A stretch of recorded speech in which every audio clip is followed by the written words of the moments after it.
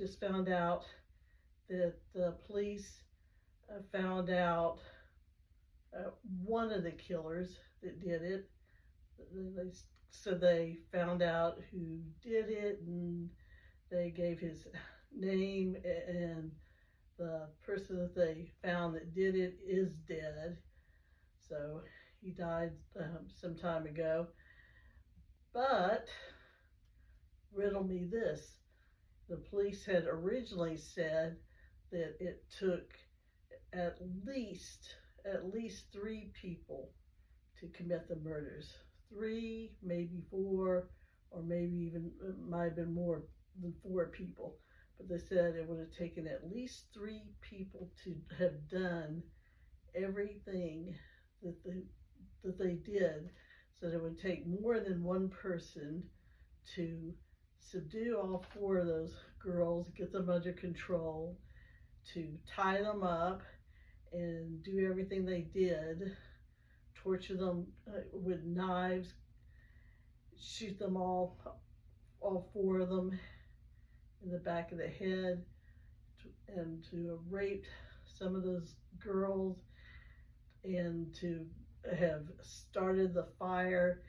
And they said in order to have done everything that was done, it would have taken at least 3 people.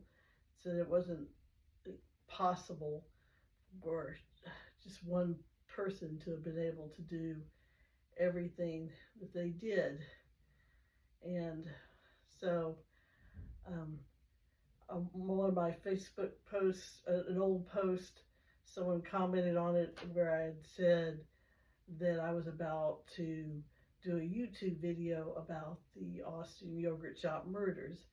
And so that was an old post, but the YouTube video I did about it has been up for a very long time now. But anyway, and he just recently commented on my post, said, "Oh, let me know when you post your video." He said he had some ideas. He had a theory on how things could have happened, but he wanted to know what I believed happened. I said, okay, great. And then I looked at his Facebook page, and his Facebook page is just all completely full of satanic occult images of snakes and owls and other occult images of vampires, of creepy clowns, and of like murder scenes, like serial killer murder scenes, and just splattered blood and gore, and it's just horrific. He's a very, very sick person, and I looked up his information. I Googled his information. I saw that he lives in New Jersey. Anyway, so I Googled his information. Just curious about if he had ever lived in Austin, Texas, where the murders occurred, because the images on his page look very similar to the police description of the murder scene. And then he also had a lot of vampire stuff on his page. And the police, it says in the police report, the police were looking for suspects who claimed to be vampires or that were in the paranormal. So, and these pictures that looked like the murder scene, like a girl buried and her head just sticking out of the rubble and masking tapes all over her mouth, and she was obviously dead in the picture. And in the picture, her face was just as white as a sheet. And so, and then there's another picture of drawing of him.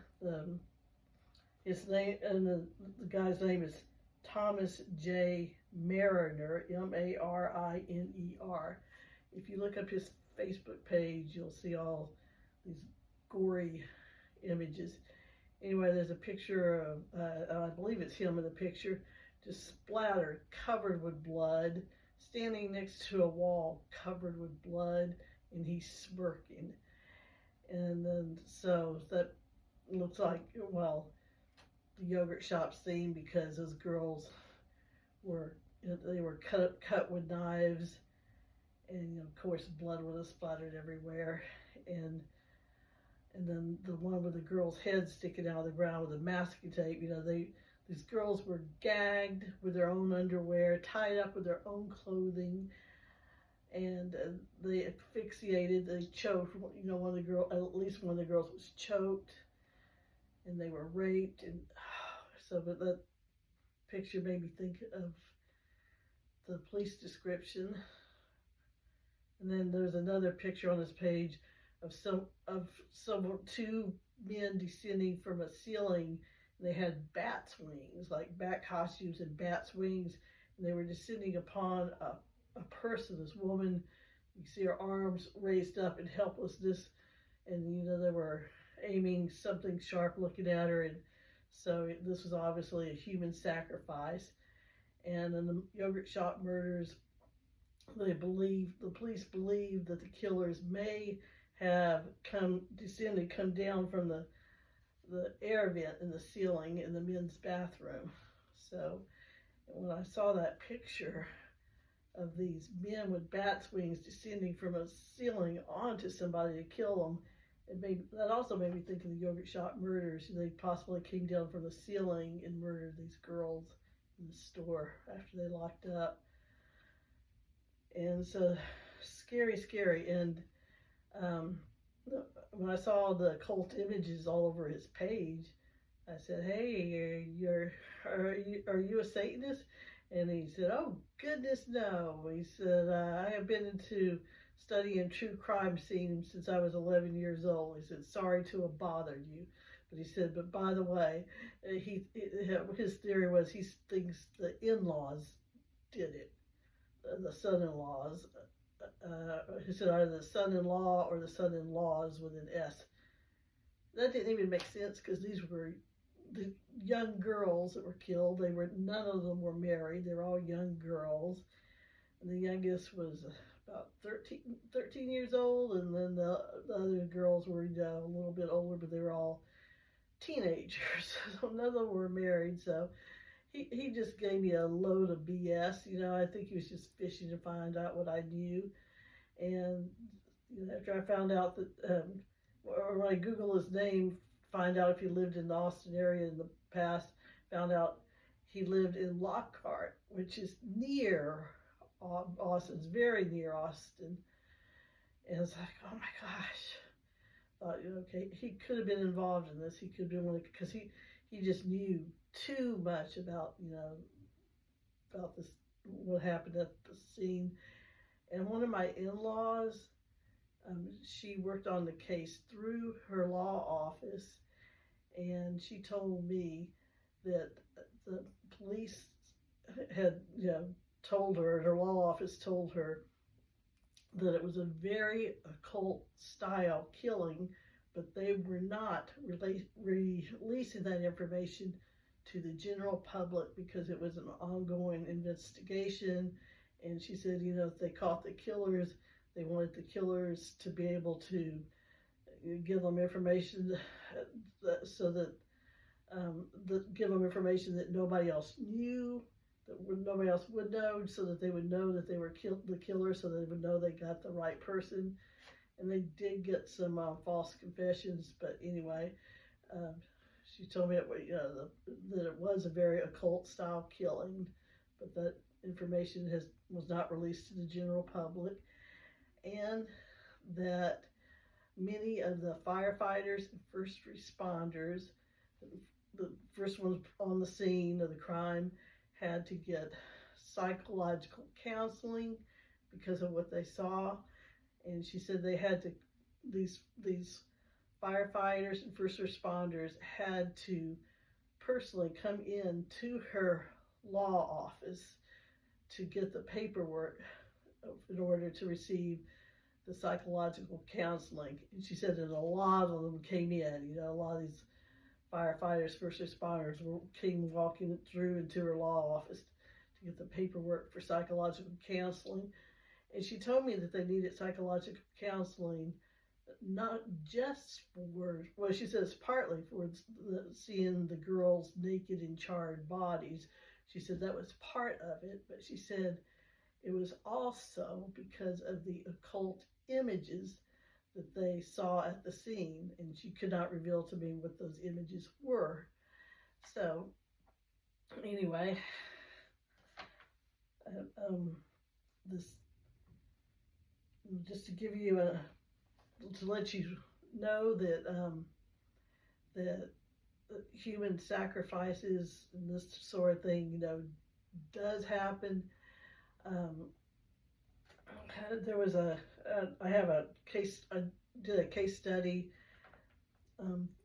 There was, a married couple in London that claimed that they were vampires, and they had a court case, went to jail because they had hacked up a friend's body, and so they stabbed this person many times, and hacked them up, and so they went, this court case. The name of the couple was Manuela and Danielle Ruda. That's spelled Ruda. This happened in 2002. So if you Google it, you can read about it. There are people that claim to be vampires that do really sick things. And, like I said, human sacrifices do happen, like with that Matamoros, with that Kilroy boy who was killed by the Santeria people, by the Santeria cult. They killed him as a human sacrifice. And, people who practice vampirism, it's a little different than Santeria. And, they're kissing cousins because it all comes from the devil. But anyway, in Santeria, the people who practice it don't drink blood, and people who claim to be vampires, they drink human blood. Usually cults, they just drink each other's blood. They, draw a little blood from themselves, give it to their friend, and anyway, they drink each other's blood because, they believe, as the Bible says, there's power in the blood. So they drink blood for power. They believe it gives them power from the devil. But anyway, the devil mocks, or the devil counterfeits everything that God does, and Jesus was the ultimate sacrifice, the perfect lamb, and his blood was sinless. But these occultists, they drink, unclean, dirty, sinful human blood. So it's a counterfeit. Okay, and then and also, I was going to say, Santeria, they copy the Roman Catholic Church, and they have with the rituals and stuff, they have a Catholic veneer. So they're kind of like pretending to be Catholics, to be socially acceptable, but behind the veneer, they're doing all this horrible stuff. And then, so that, in the way that Santeria is different from African voodoo is that in Santeria, the sacrifices are the sacrifices are offered up to, I think, the saints, to the saints, and then in African voodoo, which originated in Nigeria, the sacrifices are made up to their gods, which are demons, to the African gods. So, but they're all similar. And they had another thing about this, weirdo who I think was involved, the Thomas J. Mariner guy. I saw that he was wearing an occultic cross, and there were some strange symbols at the top of the cross he had on.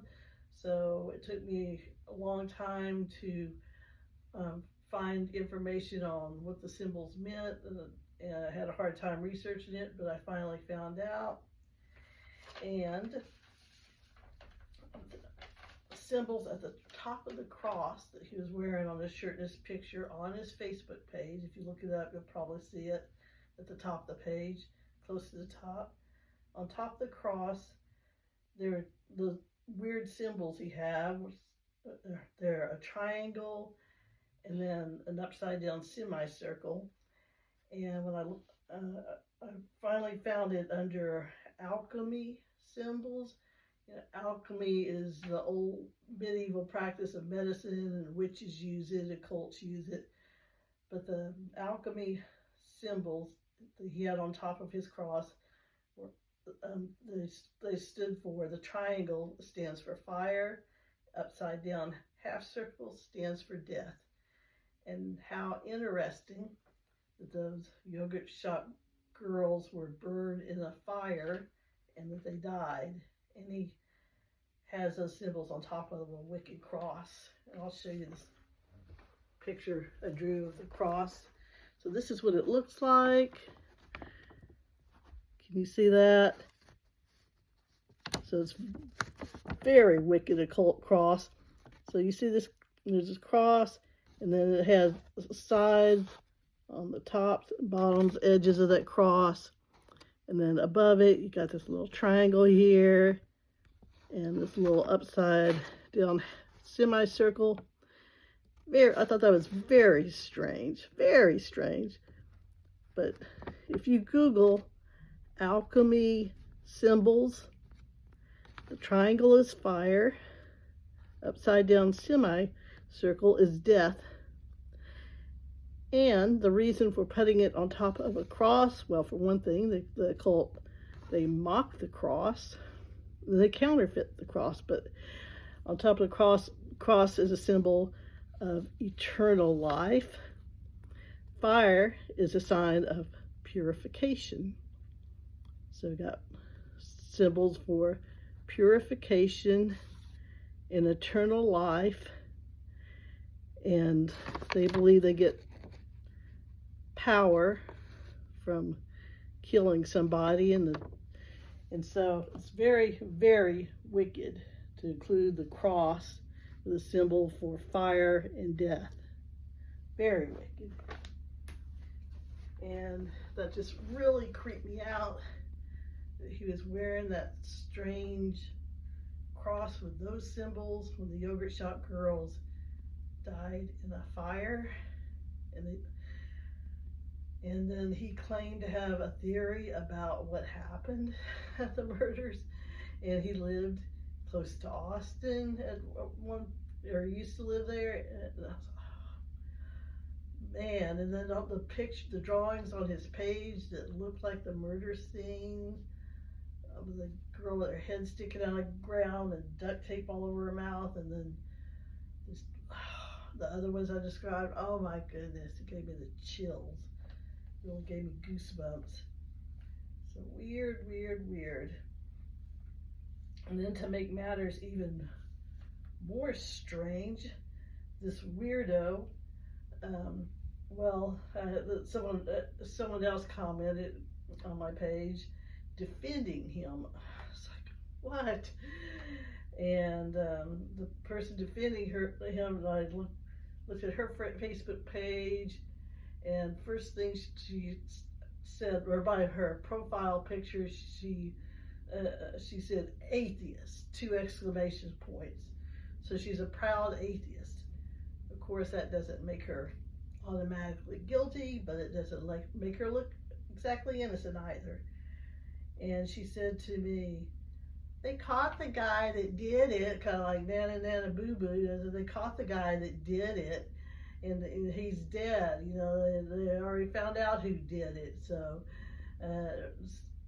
anyway, but like I said, it was, most likely at least 3 people that did it. They caught 1, so that would mean at least 2 others are still at large. Like, how does that make you feel?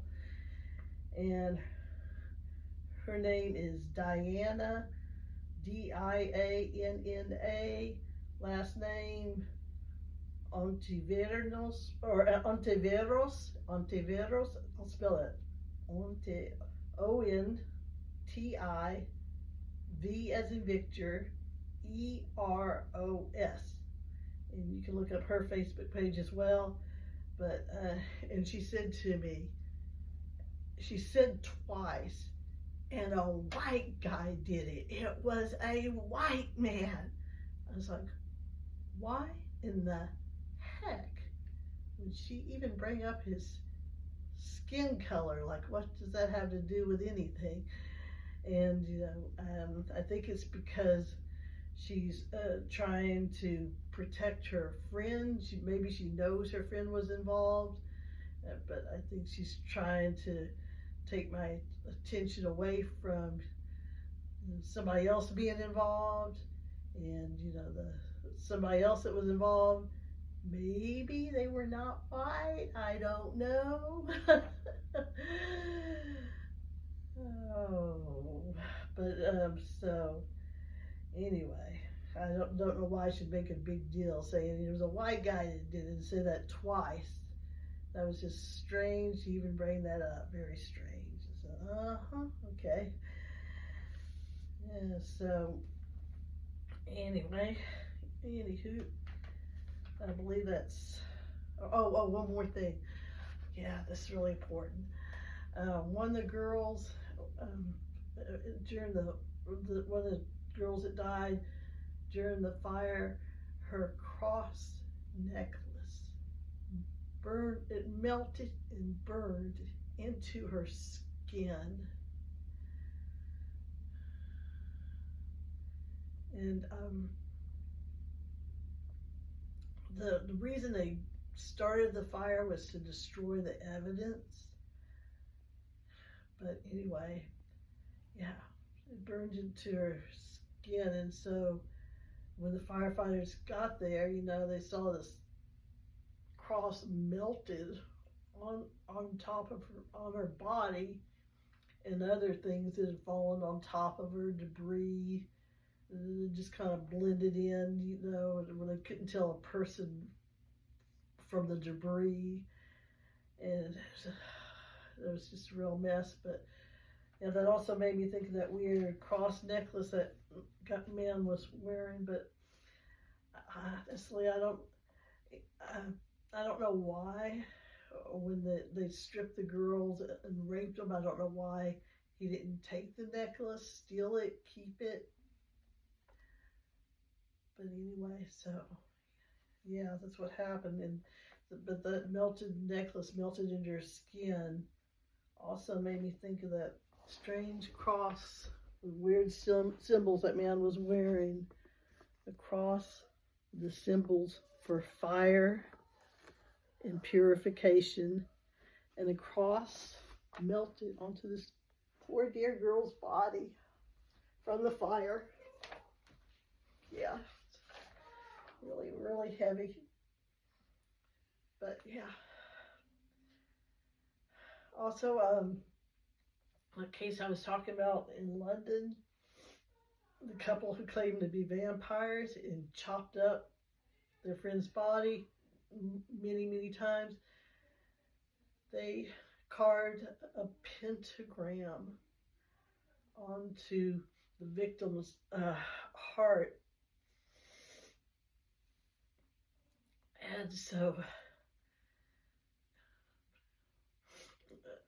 the occult images, with occult killings, it's actually common for the killers to carve things onto the victim's body. And it's also common for them to chop up the bodies and display the bodies in weird ways, like maybe this is really gruesome. Stop here if you don't want to listen. But They might chop off someone's head and put it on top of their stomach, gruesome things. And sometimes they arrange their bodies in sexual positions to humiliate the victims. And they do this in order to slap God into the face. They can't attack God since God is a spirit, except by attacking God's creation and doing humiliating things to God's creation. And so they sometimes do they arrange the body in sexual ways just to humiliate them. And also with the yogurt shop killings, the girls, they were raped and they were stacked naked on top of each other. And that in itself could be considered a sexual position, stacking them naked on top of each other. And I know they did it because they were burning the bodies, but they didn't have to stack them right on top of each other. Maybe I don't know if they stacked them in a sexual, well, that certainly sounds like a sexual position to me. But so I'm just wondering what exactly the firefighters and first responders saw that they had to get psychological counseling for. Really makes me wonder. Okay. And